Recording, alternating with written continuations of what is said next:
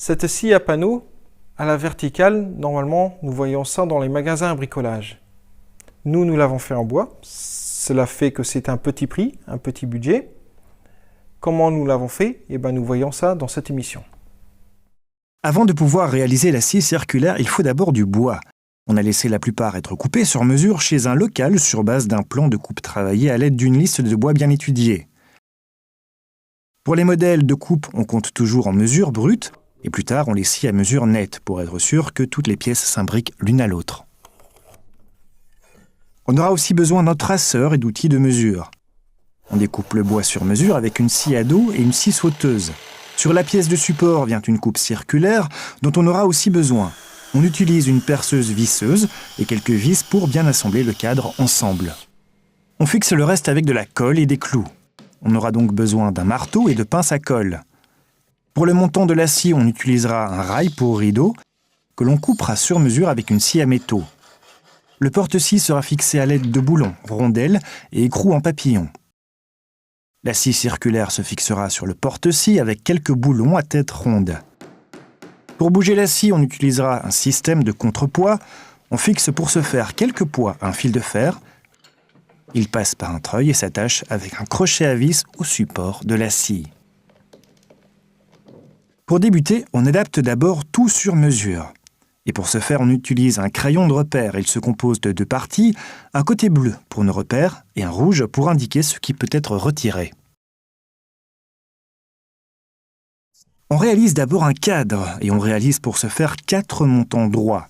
Indiquez d'abord les 2 paires extérieures. Posez les 2 montants près du reste et assurez-vous qu'ils soient semblables.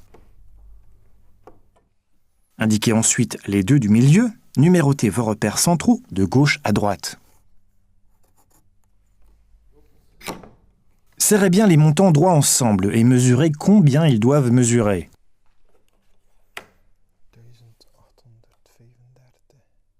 Tracez cette ligne avec votre équerre. Avec une croix, vous indiquez qu'il s'agit d'une ligne de coupe.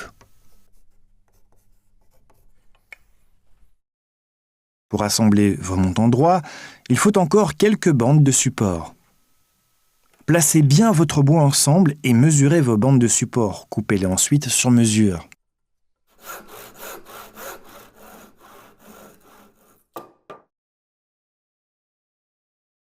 On peut à présent monter le cadre. Utilisez une pièce de support pour être bien sûr de vos angles. Posez d'abord vos 2 montants droits à leur place. La partie en billet se trouve dessous. Placez l'entretoise supérieure à sa place et percez dans chaque côté des montants un trou.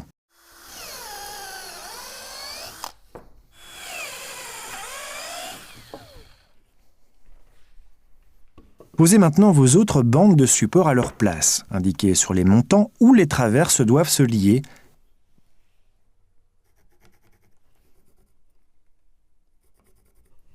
Et percez à ces indications.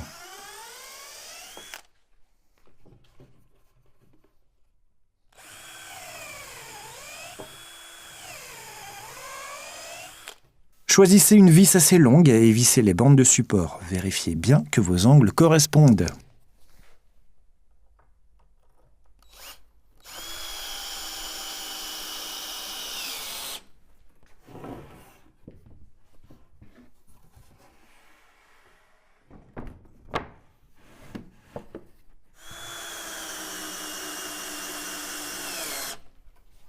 Lorsque la première partie de votre cadre est terminée, vous pouvez procéder de la même manière pour la seconde partie.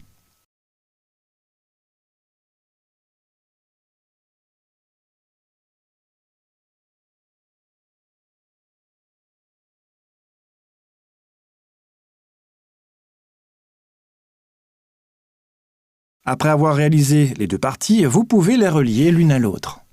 Faites un peu de place et posez vos 2 parties à leur place. Placez ensuite vos bandes de support. Pensez bien à croiser celles du milieu, vous pourrez plus facilement les visser. Par-dessous et par-dessus, vous devrez visser en oblique. Percez donc votre trou en biais.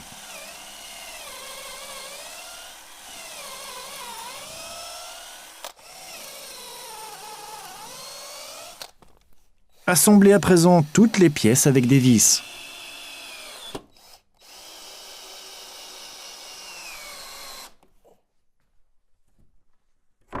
Sur le cadre viennent des panneaux en OSB, débutés par le dessus et fixez les panneaux d'abord de côté. Vous êtes ainsi certain que les panneaux sont bien droits. Fixez ensuite l'autre côté et fixez de cette manière les panneaux suivants.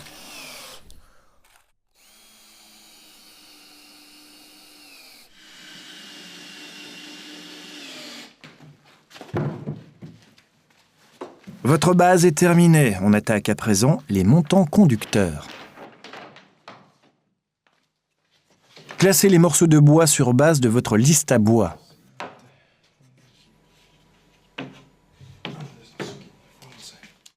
On réalise d'abord les lattes de notre montant conducteur. Mesurez et indiquez la longueur requise. Contrôlez qu'elle soit bien similaire et faites la ligne à l'aide de votre équerre. Sciez sur mesure avec une scie à dos. On va les assembler par deux, vous aurez donc besoin de 4 lattes. Pour avoir assez de place pour glisser la plaque entre les montants conducteurs, nous avons aussi besoin de petits blocs intermédiaires. Mesurez le premier bloc et coupez-le sur mesure.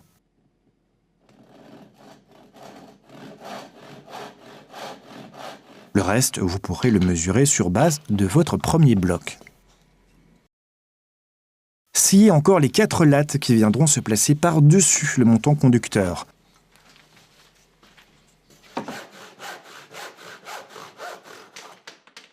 Entre ces lattes se placera un rail.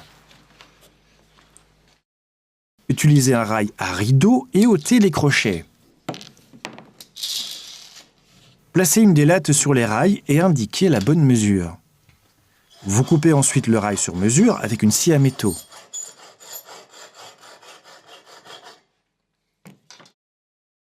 On peut tout assembler. On va utiliser de la colle à bois et des clous sans tête.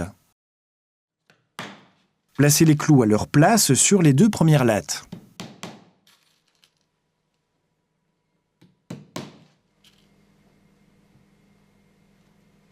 Mettez de la colle sur les 2 autres lattes et étalez-la avec un reste de bois.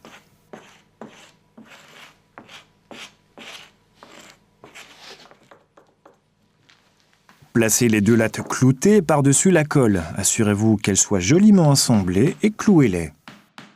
En commençant de préférence par les 2 extrémités, elles resteront ainsi bien en place.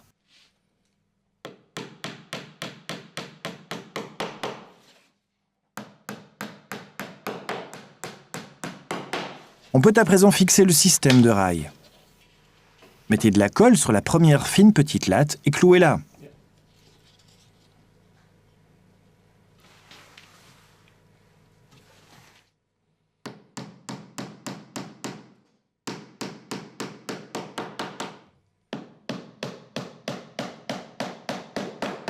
Placez le rail et fixez par la suite la seconde fine latte avec de la colle à bois et des clous. Collez de la même manière la seconde partie du montant conducteur. Serrez ensuite le tout bien ensemble avec une pince de serrage.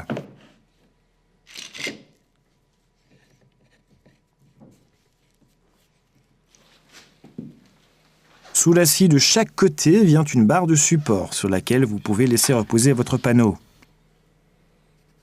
Tracez à nouveau les bonnes mesures sur le bois et sciez-les ensuite sur mesure. Pour avoir ici aussi la bonne épaisseur, on colle 2 lattes ensemble.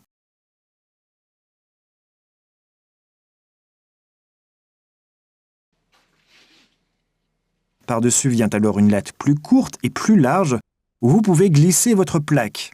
Les côtés avec seulement 2 lattes viennent entre le montant conducteur et le cadre. Et clouez-les ensuite ensemble et laissez bien sécher.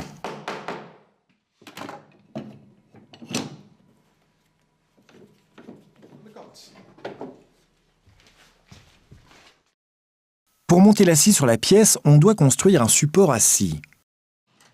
Mesurez d'abord la taille de votre scie, placez les 2 lattes extérieures sur la planche et tracez-les.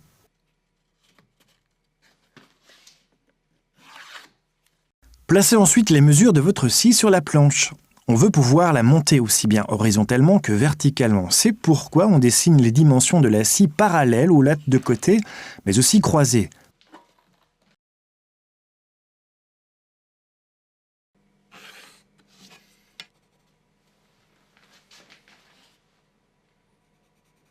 De cette façon résulte une croix et le centre de cette croix peut disparaître. Percez un trou de la surface qui peut partir près du rebord. Assurez-vous que ce soit assez large afin que la lame de la scie de votre scie sauteuse passe. Coupez ensuite juste le long de la ligne intérieure tracée au crayon. Poursuivez à chaque coin jusque la ligne crayonnée. Revenez ensuite et contournez autour de l'angle. En sciant par la suite dans le sens opposé, vous pouvez découper entièrement les coins.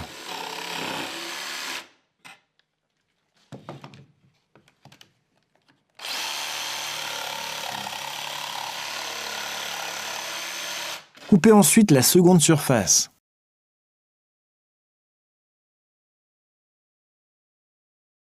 Vérifiez toujours bien si la scie s'assemble bien. Placez cette planche sur la seconde planche et collez les deux fines lattes à leur place. Clouez. Sur les fines lattes vient encore une latte plus large. Placez celle-ci aussi en place avec un peu de colle. On fixe cette dernière avec des vis. Veillez bien à ce que votre vis ne rencontre pas les clous.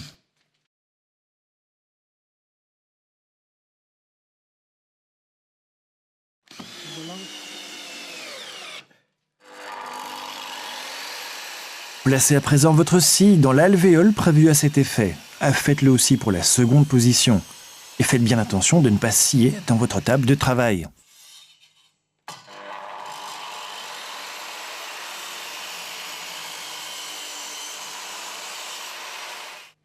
Retournez votre planche et indiquez toute la largeur que fait votre scie. Et découpez-la avec votre scie sauteuse.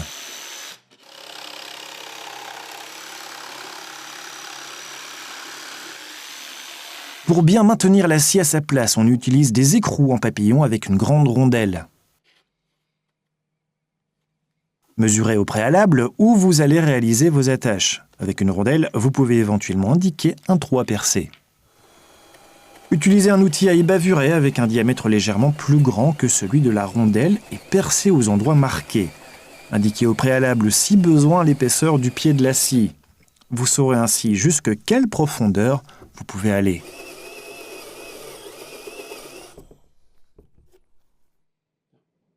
Percez ensuite votre trou. Grâce au marquage de votre outil à ébavurer, vous savez précisément où forer. Tournez tout. De ce côté vient un boulon à tête ronde. Il doit être en profondeur afin de ne pas gêner la scie. On utilise donc à nouveau un outil à ébavurer, cette fois-ci au diamètre de notre tête ronde.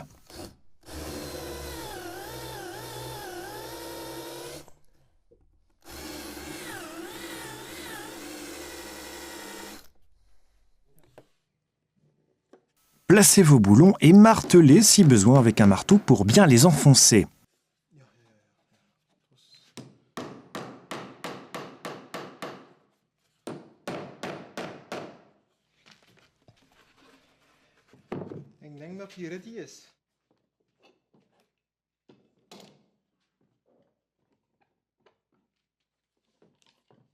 Pendant ce temps, la colle des montants a séché.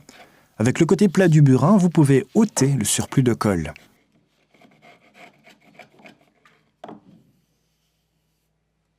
Les blocs intermédiaires peuvent être utilisés ici. Mettez chaque fois de la colle sur les joints et clouez. Assurez-vous que les clous soient systématiquement croisés.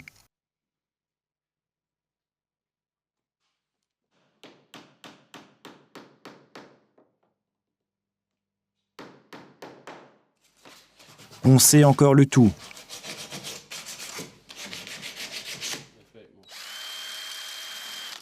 Le rail, on peut maintenant le coller et visser. Assurez-vous de bien visser profondément afin que le boulon puisse facilement s'insérer par la suite.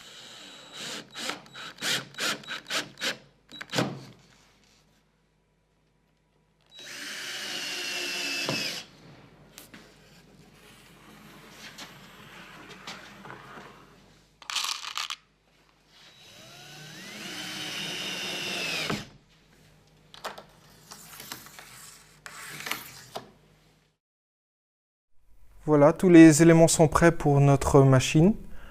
Il reste une chose, c'est de mettre les guides bien d'équerre, autrement notre machine ne servirait à rien. Serrez les deux montants conducteurs à leur place et contrôlez avec le niveau d'eau. Vérifiez aussi ensuite si le porte-scie s'insère bien entre. Percez par la suite 2 trous à hauteur de votre premier montant, là où se trouve le petit bloc et vissez.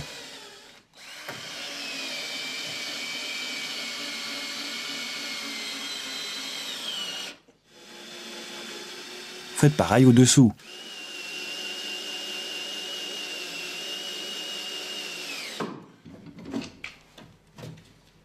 Vérifiez encore bien le tout. Placez votre porte-scie sur les montants et testez.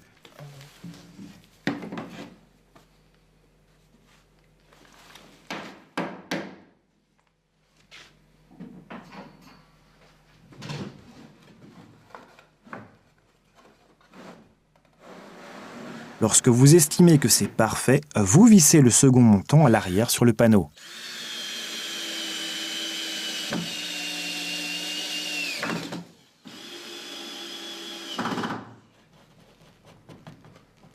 On arrive à la barre de support. Placez le côté fin entre le montant conducteur et serrez bien le reste ensemble.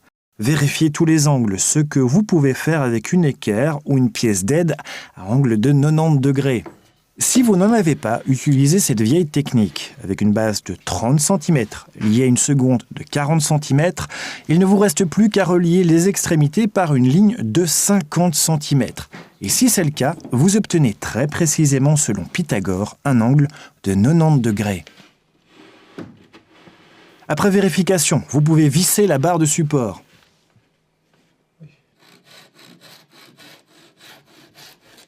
Sciez une latte à la largeur de vos montants et fixez-les par-dessus à votre assemblage.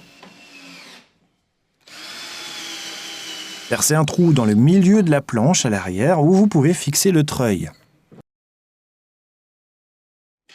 Fixez à présent la scie sur le porte-scie et placez le tout sur les montants. Recherchez le milieu du socle et poinçonnez par-dessus un trou. On place un piton à pas de vis. Prenez un fil de fer bien solide et fixez-y quelques poids. Nouez le fil de fer par-dessous et placez ici une rondelle afin que les poids restent en place sur le fil.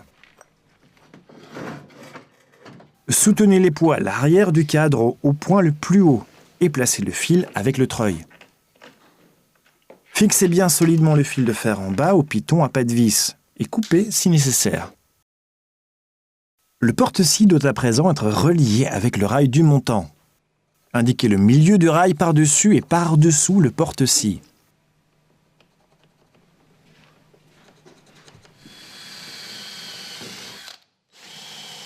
Percez vos points et placez vos boulons. Fixez-les chaque fois avec une rondelle et un écrou en papillon sur votre porte-scie.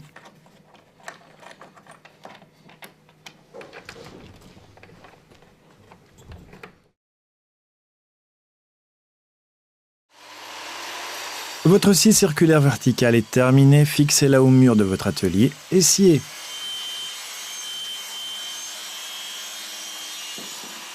Si vous désirez voir d'autres émissions ou bien celle-ci, il y a notre site internet. Nous, on se revoit pour un prochain projet. Au revoir.